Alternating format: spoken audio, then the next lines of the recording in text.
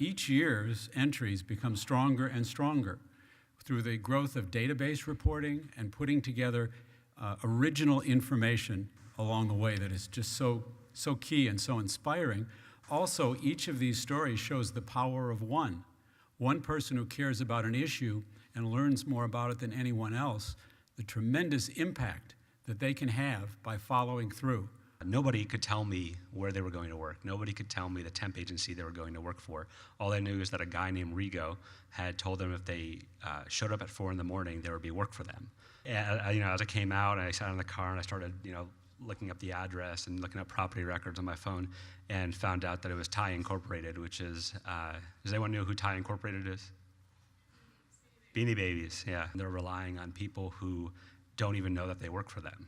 We had to confirm this with actually bringing Beanie Babies to interviews and saying, is this what you're working with? And the people say, yes, that's it, that's the company.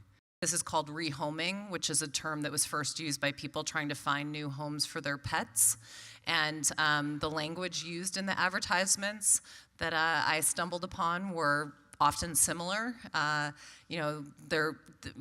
We're basically trying to find a new home for our 10-year-old Indian boy who's obedient and eager to please. Is anybody interested?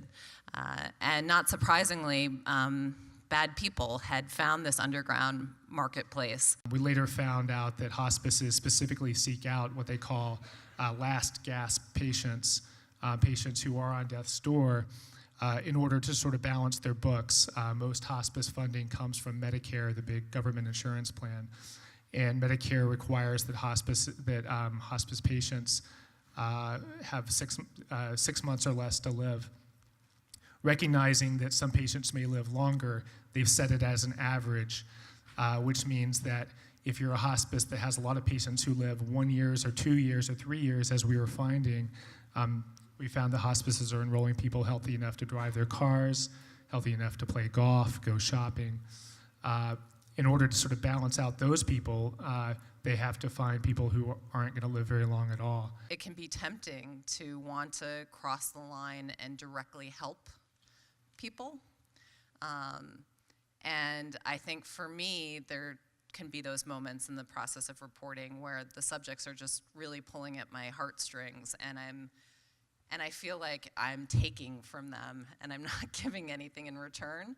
When I did find a patient or a family who would talk to me, I tried to approach it from the perspective where I would tell them, I think it's important to tell your story. I think it's part of this larger story, and I found that simply that there were people who didn't want to share.